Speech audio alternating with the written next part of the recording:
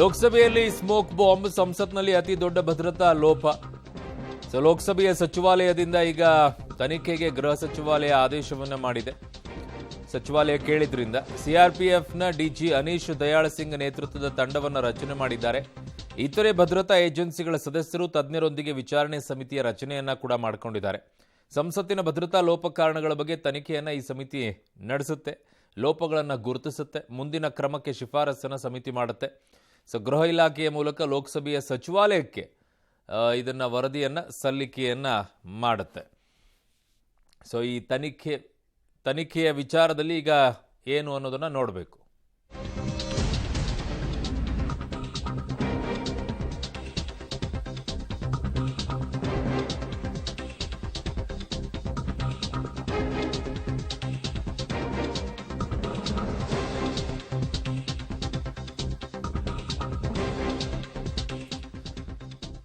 FSL ವರದಿಯ ನಿರೀಕ್ಷೆಯಲ್ಲಿ ಪೊಲೀಸರಿದ್ದಾರೆ. ಏನು ಎಫ್ಎಸ್ಎಲ್? ಘಟನೆಗೆ ಬಳಸಿದಂತ ಬಣ್ಣದ ವಸ್ತುವಿನ ಬಗ್ಗೆ ವರದಿಯನ್ನ ಪಡ್ಕೊಳ್ತಾರೆ. ಅದರೊಳಗಿರುವಂತ ದ್ರಾವಣದ ಬಗ್ಗೆ ಪೊಲೀಸರು ಮಾಹಿತಿಯನ್ನ ಪಡ್ಕೊಳ್ತಾರೆ. ಆ ವರದಿಯನ್ನ ಆಧರಿಸಿ ಮುಂದಿನ ಹಂತದಲ್ಲಿ ತನಿಖೆಯನ್ನ ಮಾಡ್ತಾರೆ. ಈಗಾಗಲೇ ಸ್ಯಾಂಪಲ್ ಕಲೆಕ್ಟ್ ಅನ್ನ ಮಾಡಿದ್ದಾರೆ ಎಫ್ಎಸ್ಎಲ್ ತಂಡ. ಯಾಕೆ ಅಂತಂದ್ರೆ ಒಳಗಡೆಗೆ ಆ ಕಲರ್ ಗ್ಯಾಸ್ ಅನ್ನ ಈ ತರ ಆಚೆ ಬಂದಾಗ ಅಲ್ಲಿದ್ದಂತ ಸಂಸದರು ಹೇಳ್ತಾ ಇದ್ರು, ನಮಗೆ ಅದು ಉರಿತಾ ಇತ್ತು ಕಣ್ಣೆಲ್ಲ ಅಂತ ಹೇಳಿ, ಇರಿಟೇಟ್ ಆಗುವ ರೀತಿಯಲ್ಲಿ ಅಂತ ಹೇಳಿ. ಹಾಗಾಗಿ ಅದನ್ನು ಚೆಕ್ ಮಾಡ್ತಾರೆ. ಆಮೇಲೆ ಸಾಮಾನ್ಯವಾಗಿ ನೀವು ಬರ್ತ್ಡೇ ಸೆಲೆಬ್ರೇಷನಲ್ಲಿ ಯಾವುದಾದ್ರೂ ಫಂಕ್ಷನಲ್ಲಿ ಯೂಸ್ ಮಾಡುವಂಥ ಈ ಕಲರ್ ಬಾಂಬ್ ಥರ ಇರುತ್ತೆಲ್ಲ ಗ್ಯಾಸ್, ಕಲರ್ ಗ್ಯಾಸನ್ನು ಇದನ್ನು ಬಿಟ್ಟಾಗಲೂ ಅದು ಕೂಡ ಉರಿಯುತ್ತೆ. It's all chemical.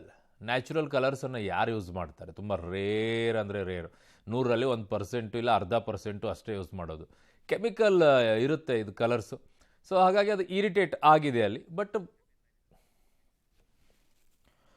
ನನ್ನ ಸಹೋದ್ಯೋಗಿ ಶಬೀರ್ ನಿಡಗುಂದಿ ನನ್ನೊಂದಿಗೆ ಈಗ ಸಂಪರ್ಕಕ್ಕೆ ಸಿಗ್ತಾ ಇದ್ದಾರೆ. ಶಬೀರ್, ಏನಿದೆ ಅಪ್ಡೇಟ್ಸ್? ಶಬೀರ್, ಅರುಣ್, ಬೆಳಗ್ಗೆ 10 ಗಂಟೆಗೆ ವಿರೋಧ ಪಕ್ಷದ ನಾಯಕರು ಅಂದ್ರೆ INDA ಏನು ಇಂಡಿಯಾ ಒಕ್ಕೂಟದ ಸಂಸದರೇನಿದ್ದಾರೆ ಅವರೆಲ್ಲರೂ ಕೂಡ ರಾಜ್ಯಸಭೆ ವಿರೋಧ ಪಕ್ಷದ ನಾಯಕ ಮಲ್ಲಿಕಾರ್ಜುನ್ ಖರ್ಗೆ ಅವರ ಕಚೇರಿಯಲ್ಲಿ ಸಭೆಯನ್ನ ಸೇರ್ತಿದ್ದಾರೆ. ಸಭೆಯನ್ನ ಸೇರಿ ರಾಷ್ಟ್ರಪತಿಗಳಿಗೆ ಈ ವಿಚಾರದಲ್ಲಿ ಮಧ್ಯಸ್ಥಿಕೆ ವಹಿಸಬೇಕು ಮತ್ತು ವಿಶೇಷವಾದಂತಹ ತನಿಖೆಗೆ ಸೂಚನೆ ಕೊಡಬೇಕು ಅನ್ನುವಂಥ ನಿಟ್ಟಿನಲ್ಲಿ ಮನವಿ ಮಾಡಿಕೊಳ್ಳುವಂತಹ ಎಲ್ಲ ಸಾಧ್ಯತೆಗಳಿದಾವೆ. 10 ಗಂಟೆಗೆ ಸಭೆ ಮಾಡಿದ ಬಳಿಕ ಯಾವ ನಿರ್ಣಯದೊಂದಿಗೆ ರಾಷ್ಟ್ರಪತಿಗಳನ್ನ ಭೇಟಿ ಮಾಡಬೇಕು ಅನ್ನುವಂಥದ್ದು ಅಂತಿಮ ಆಗುತ್ತೆ. ಇದಾದ ಬಳಿಕ 10:00ವರೆಗೆ ಕಲಾಪಗಳು ಶುರುವಾಗುತ್ತೆ. ಇಲ್ಲೂ ಕೂಡ ಕೇಂದ್ರ ಗೃಹ ಸಚಿವ ಅಮಿತ್ ಶಾ ಅವರು ಈ ಬಗ್ಗೆ ಮಾತಾಡಬೇಕು.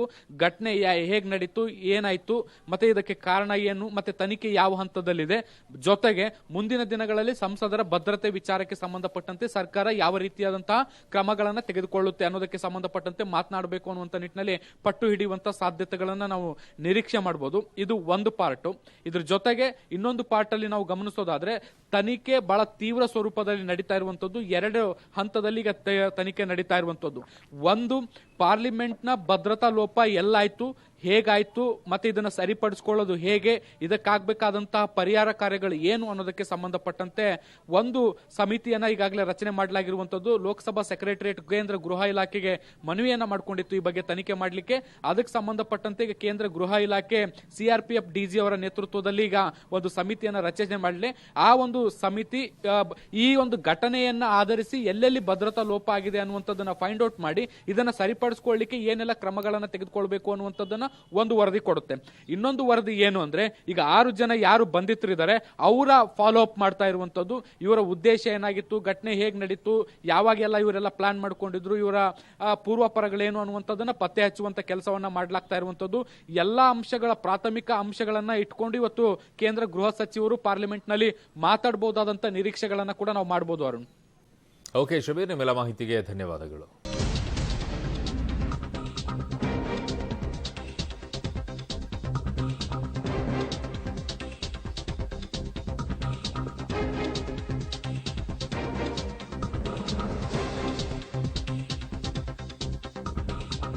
ಲೋಕಸಭೆಯಲ್ಲಿ ಸ್ಮೋಕ್ ಬಾಂಬ್ ಪ್ರಕರಣ ಏನಿದೆ, ಈ ಪ್ರಕರಣದಲ್ಲಿ ದೆಹಲಿ ಪೊಲೀಸರಿಂದ ಈಗ ಪ್ರಕರಣ ದಾಖಲಾಗಿದೆ. UAPA ಕಾಯ್ದೆ ಅಡಿ ಪ್ರಕರಣವನ್ನ ದಾಖಲು ಮಾಡಿಕೊಂಡಿದ್ದಾರೆ ದೆಹಲಿಯ ಪೊಲೀಸರು. ಲೋಕಸಭೆಯಲ್ಲಿ ಸ್ಮೋಕ್ ಬಾಂಬ್ ಪ್ರಕರಣಕ್ಕೆ ಸಂಬಂಧಪಟ್ಟಂತೆ ಈಗ ದೆಹಲಿಯ ಪೊಲೀಸರು UAPA ಕಾಯ್ದೆ ಅಡಿಯಲ್ಲಿ ಕೇಸನ್ನ ದಾಖಲು ಮಾಡಿಕೊಂಡಿದ್ದಾರೆ.